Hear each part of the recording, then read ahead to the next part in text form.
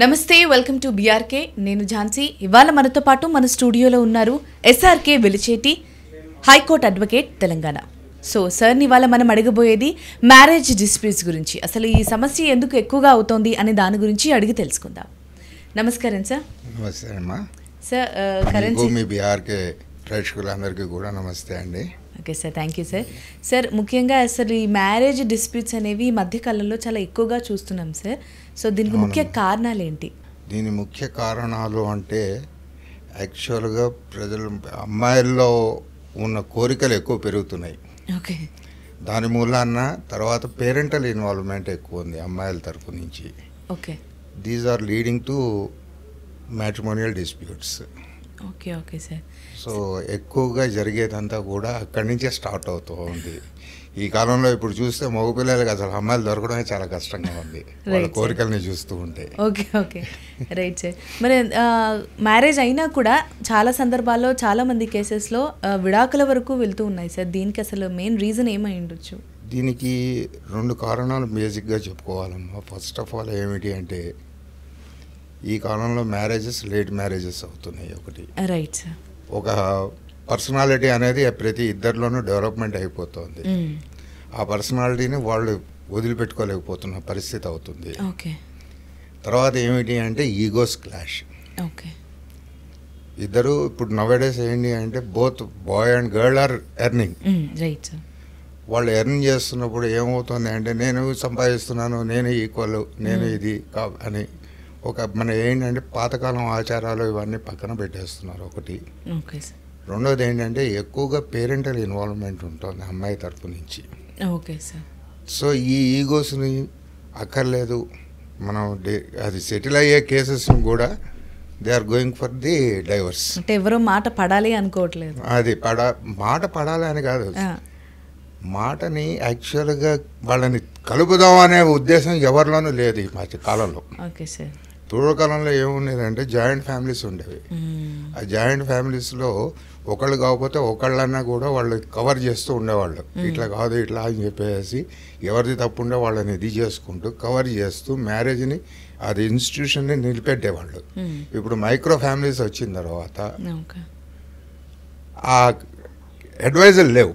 Self decisions ఎక్కువ అంటారు. Self decisions ఎక్కువ ఉన్నాయి. Okay sir.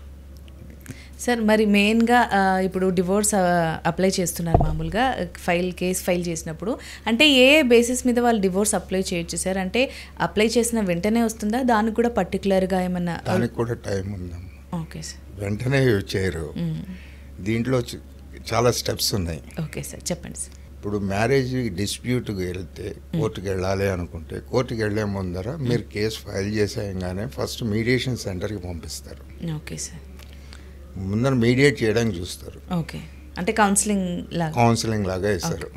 ఎంత రికన్సిలేషన్ జరుగుతుందా, వీళ్ళలో ఏమైనా ఇది చేయగలమా, మ్యారేజ్ నిలబెట్టగలమా అనేది. మొదటి నుంచి కూడా కోర్ట్స్ ఏమంటాయంటే ఎంతవరకు వీలైతే అంతవరకు వాళ్ళని రీయూనియన్ చేయడానికి ట్రై చేయండి అనే చెప్తాయి. Okay sir. మీరు వెళ్ళంగానే డైవర్స్ ఇచ్చేస్తాను రండి అని చెప్పేసి కోర్టు కూడా చెప్పాలి. Okay sir. కాబట్టి ఎప్పుడైనా సరే first it starts with mediation. Okay sir. మీకు రీసెంట్గా అలహాబాద్ హైకోర్టు ఇచ్చిన కొన్ని గైడ్లైన్స్ని కూడా సుప్రీంకోర్టు రివైవ్ చేసింది. Okay sir. ఇప్పుడు ప్రతి ఒక్కళ్ళు వెళ్ళి వేసేస్తున్నారు 498A. Okay sir. డిస్ప్యూట్ అనగానే ఏమవుతుంది, అమ్మాయిలు వెళ్తున్నారు ఫస్ట్ డైవర్స్ అంటున్నారు. డైవర్స్ తర్వాత వస్తుంది last stage. Okay sir. First 498A పెట్టేస్తారు. పోలీసు వాళ్ళ దగ్గరికి వెళ్ళి కంప్లైంట్ ఇస్తారు. సెకండ్ వచ్చి డివిసి అని పెడతారు. Okay sir. థర్డ్ వచ్చి మెయింటెనెన్స్ కేసు వేస్తారు. ఓకే. ఈ మెయింటెనెన్స్ అయితే చాలా మందికి వింటారు, అట్లీస్ట్ అందరికీ తెలుసు ఈ మెయింటెనెన్స్ కేసు. అండ్ 498 అలాగే డివిసి గురించి మా కోసం కొంచెం వివరణగా చెప్పండి. 498A అంటే కన్నా harassment by the husband and husbands relatives. Okay. ఇది 498 ఒకప్పుడు ఉండేది. ఇప్పుడు కాలంలో అది లేదు అసలు. జనరల్గా దాన్ని 498ని ఎక్కువ మిస్యూజ్ అవుతుంది. Okay sir. So even the police are also not taking absolute investigation about this particular aspect. Okay sir. ఏం చేస్తారు అంటే వాళ్ళు జస్ట్ కొంచెం ఎంక్వైరీ చేసినట్టుగా చేస్తున్నారు. అమ్మాయి తరఫున ఎవరైతే కంప్లైనెంట్ ఉంటారో కంప్లైంట్ తరఫున వాళ్ళ దగ్గర నుంచి స్టేట్మెంట్స్ తీసుకుంటారు, వాళ్ళ రిలేటివ్స్ 3-4 దగ్గర నుంచి ఛార్జ్ షీట్ ఫైల్ చేసేస్తున్నారు. Because they are also not having time okay to especially investigate into this particular aspect. Okay, because వాళ్ళకి వేరే అదర్ లా అండ్ ఆర్డర్ ఇంకా మిగిలిన వేరే there are so many other aspects which they have to concentrate on that. Okay okay okay so దీంట్లో ఏంటంటే it is as become a regular course for them police also. Okay sir. మరి నిజంగా యాక్చువల్గా suffer అవుతున్న person situation ఏమైండొచ్చు sir ఇలాంటి సందర్భాల్లో? మరి పట్టించుకోకుండా ఉన్నప్పుడు వాళ్ళకి న్యాయం జరగదు కదా. అది అందుకనే కదా కోర్టు అనేది ఉన్నది. Direct court. Okay. ఇప్పుడు మీరు కోర్టుకి వెళ్ళేది ఎందుకు? ఇప్పుడు అందుకనే 498A వేసిన తర్వాత కూడా 2 months వరకు అరెస్ట్ చేయొద్దు. ఓకే రీకన్సిలేషన్ మీడియేషన్ సెంటర్కి పెట్టండి, ప్రతి డిస్ట్రిక్ట్లోనూ ఫ్యామిలీ వెల్ఫేర్ ఇది పెట్టండి అని చెప్పి ఇప్పుడు రీసెంట్గా సుప్రీంకోర్టు కూడా ఒక వారం రోజుల క్రితమే ఒకటి రివైవ్ చేసింది అలహాబాద్ ఇచ్చిన గైడ్ లైన్స్ని. ఓకే ఓకే యాక్చువల్గా సుప్రీంకోర్టు 2017లోనే ఈ గైడ్ లైన్స్ ఇచ్చింది ఇలాంటివి ఓకే 498లో, కానీ 2018లో మళ్ళీ అది కాల్ బ్యాక్ చేసింది. Okay okay sir. దాన్ని ఇప్పుడు మళ్ళీ రివైవ్ చేస్తున్నారు. Okay sir. సో 498లో జనరల్గా అందరూ ఫస్ట్ వెళ్ళిపోయి పెట్టేది ఏమిటి అంటే హస్బెండ్ మీద, పేరెంట్స్ మీద, సిస్టర్స్ మీద, బ్రదర్స్ మీద. వీడు ఎక్కడున్నారు అన్నది అనవసరం, వాళ్ళు ఎక్కడైనా ఉండనేయండి, కానీ వాళ్ళ మీద హెరాస్మెంట్ పెట్టేస్తున్నారు. హెరాస్మెంట్ కేసు పెట్టంగానే వీళ్ళందరినీ అక్యూజ్డ్ కింద చూస్తున్నారు. కోర్టు కూడా యాక్చువల్గా ఏంటి మన ఒక ఇది ఇంకా మనం we are still following the Britishers this thing criteria. Okay sir. ఇలాంటి డిస్ప్యూట్స్లో కూడా అక్యూజ్డ్ అనేస్తున్నారు కోర్టులో. వాళ్ళని రెస్పాండెంట్ అని అనట్లే, అక్యూజ్డ్ అని చెప్పి ఆ మూల నుంచోబెడతారు. Okay okay sir. వాళ్ళని అక్యూజ్డ్ని సెపరేట్గా నుంచోబెడతారు. అంటే మొత్తం అసలు నిజ నిర్ధారణ కాకుండానే అక్యూజ్డ్ అని చెప్పేసి వాళ్ళకి ఇది ఇచ్చేస్తున్నారు, ట్యాగ్ లైన్ లాగా వేసేస్తారు. అది ఏంటి అంటే ఒక కాలం నుంచి వచ్చేస్తుంది అది. దాన్ని ఎంత ఎవరేం చెప్పినా కానీ ఇప్పుడు మరి we cannot change that system now. But యాక్చువల్గా ఏంటంటే ఇప్పుడు సిస్టర్ ఎక్కడో ఉంటుంది మ్యారేజ్ అయిపోయి, she will be living as in separate house. Brother ఇంకో చోట ఎక్కడో ఉద్యోగం చేస్తూ ఉంటాడు.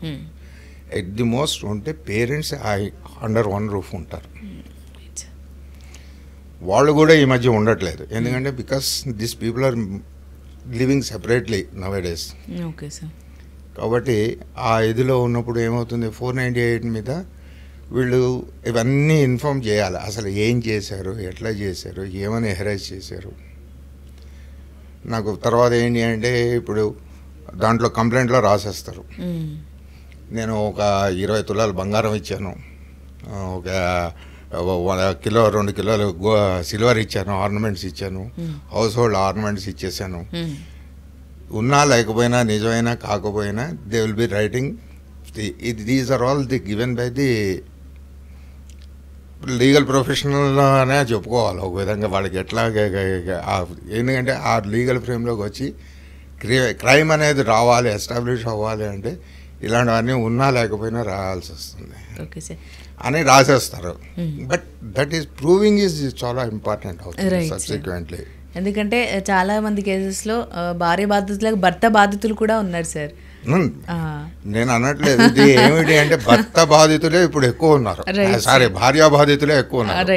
భర్త బాధితులు ఇప్పుడు చాలా తగ్గిపోయారు, ఒకప్పుడు ఉండేది. చూడండి మీకు మొదటి నుంచి కూడా అసలు జనరల్గా చూసుకుంటే భార్య బాధితులే ఎక్కువ. గయ్యాళి భార్య అన్నారు కానీ గయ్యాళి హస్బెండ్ అనలే, అవునా కదా. సో జనరల్గా మనకి మొదటి నుంచి వస్తున్నది కూడా ఎక్కువ అంటే సహిస్తాడు, బయటికి రాదు. Okay sir. మగవాడు అనేది సహిస్తాడు, బయటికి చెప్పుకోలేడు. చెప్పుకుంటే వాడు పరువే పోయినట్టే అవుతుంది.